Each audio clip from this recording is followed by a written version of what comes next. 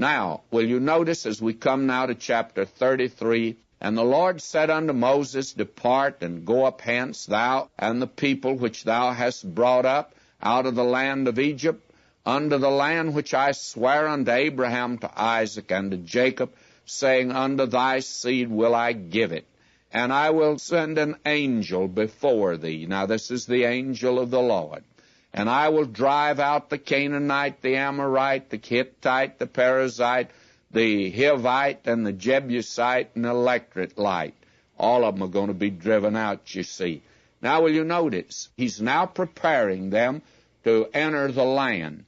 And we'll see them resume the wilderness march in the book of Numbers. Actually, the book of Leviticus is the continuation of the instructions for the service of the tabernacle, which now we'll see them begin to set up. They're building it now, and it will be set up, and it'll be the place where they will worship. Verse 3, God says, I am taking you into this land, unto a land flowing with milk and honey. For I will not go up in the midst of thee, for thou art a stiff-necked people, lest I consume thee in the way. Now, actually, to say God dwelt with them, or dwelt in the tabernacle, is not quite accurate, of course, to say that. God never has occupied a building. That is always a pagan heathen notion. That's where he met with them. Or, let me turn that around, that's where they approached God in God's method. And that's actually what the tabernacle teaches, approach to God. And it all, as we've said, reveals Christ and the way that we approach God today. It's given to us in picture form. Now we're told here in verse 4, And when the people heard these evil tidings, they mourned, and no man did put on him his ornaments. And those ornaments were heathen, remember. For instance, the earrings that they wore. They brought those and made the golden calf. That was an evidence that they worshipped a certain god. It's very much like today a person wears a little cross. However, it's become meaningless, but the purpose of it is to reveal that the person who's wearing it is a Christian. Now, verse 5, For the Lord had said unto Moses, Say unto the children of Israel, Ye are a stiff-necked people. Now, I said when God came down to redeem them, he didn't come down and redeem them because they were superior or they were better than others. God's very careful here, and he's repeated this now. This is the third time, and he says, Ye are a stiff-necked people. I will come up into the midst of thee in a moment and consume thee. Therefore now put off thy ornaments from thee, that I may know what to do unto thee. In other words, take down your sign that you're a heathen and pagan, and take a stand for God. And I personally think that was the reason that water baptism was so all-important there in the early church. It was an evidence that they had left the old, and now they were taking a stand for the new.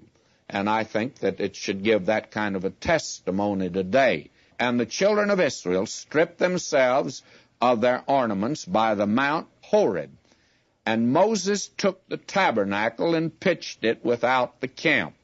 Now the tabernacle is being constructed. We'll have details of it given a little later, but apparently Moses set it up first without the camp.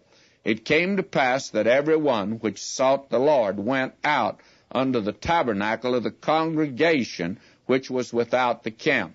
Now this tabernacle here was a tent of meeting.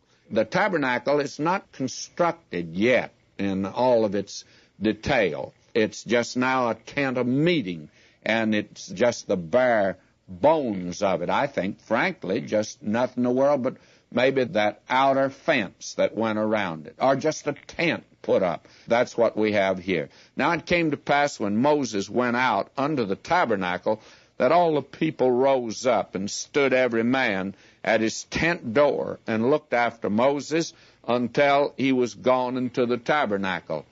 And it came to pass, as Moses entered into the tabernacle, the cloudy pillar descended and stood at the door of the tabernacle, and the Lord talked with Moses. Now, we have something here that I hope that I can clarify.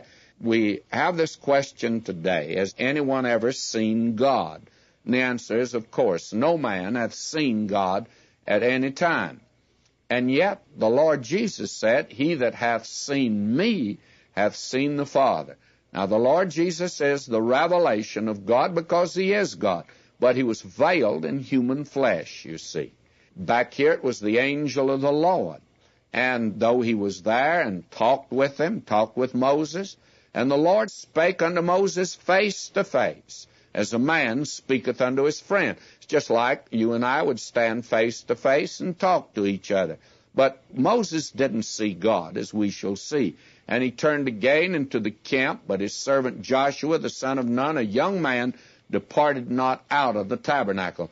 Now this is, I think, the third time that we've had this mention of Joshua. You see, he's the man God is preparing to succeed Moses.